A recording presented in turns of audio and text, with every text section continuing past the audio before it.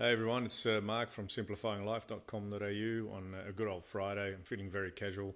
Haven't shaved for a couple of days and got my coffee in hand, just having a break between the 6 sessions I'll have to do today. It was interesting. I watched a TED talk this morning, which I do quite often, and it dealt with something I know from psychology and counseling, which is called the negativity bias. We have a tendency to gear towards a negative in our brain. That's not our fault. I would say there's good reasons for it, because in evolutionary times, there's probably more reasons to be on guard and be afraid of other things or other animals eating you and you not surviving than there is reason to be happy. There was more threats than there are things to thrive.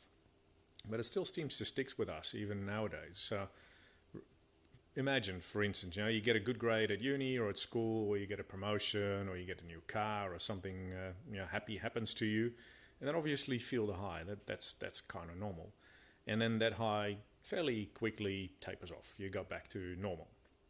Whereas if you get a piece of bad news, something happens at work, you get a bad grade at uni, something just doesn't want to work right, or a person says something to you that you don't like, that can linger on for hours and hours and hours, if not days or weeks. Now, how come that's so?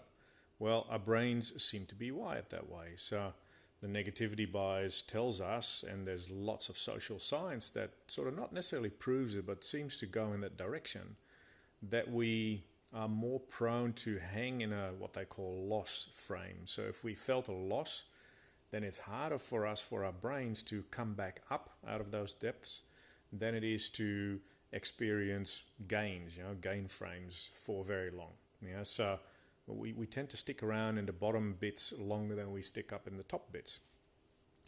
Like I said, might be evolutionary reasons for it, but it's not something that we have to put up with. So if you look at positive psychology, which is the study of how we can become happier in what we do and who we are, then it actually makes sense to start overcompensating on the positive side. So psychological science, and there's evidence for that, seems to go in a direction that it's harder for us to come back up when we feel down than it is for us to come down when we feel okay.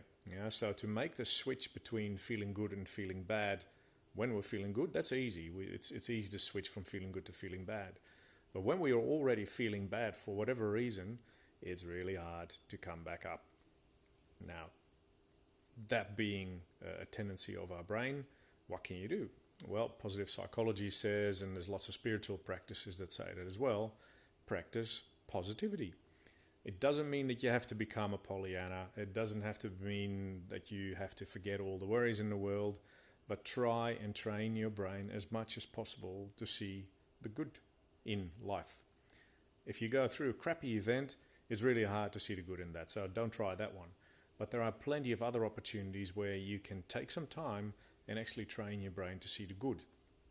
A gratitude journal. Every day, write 3 things or 5 things down that you were absolutely grateful or appreciative for. Or with your children or child, at the end of their school day, ask them what went really well at school. Where did you succeed? What went okay? How much fun was it?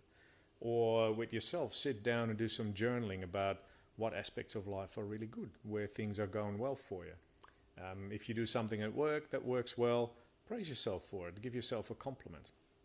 If you see other people do something really well, compliment them. Just tell them how good they have done that. So to train our brain in times that we are feeling neutral, that we're doing okay, to actually feel better, can help us to compensate for that negative tendency of our brain to linger in the negative. Now, will it always help? Well, I don't know. Maybe evolutionarily speaking, we'll always be sort of geared towards the negative a little bit, so the negativity bias might stay. But there are so many things that you can do in order to train your brain to feel better overall, so that generally by default, your brain starts to see the optimistic side of life, or the positive things that are there, rather than the negative. So overcompensate a little bit. There's a classic one in positive development or personal development that says for every negative you got to find about 5 positives. Seems a good idea. It's definitely compensating for that negative stuff. So see what you can take away from that. If you've got questions about it, email me, ring me, you know where to find me.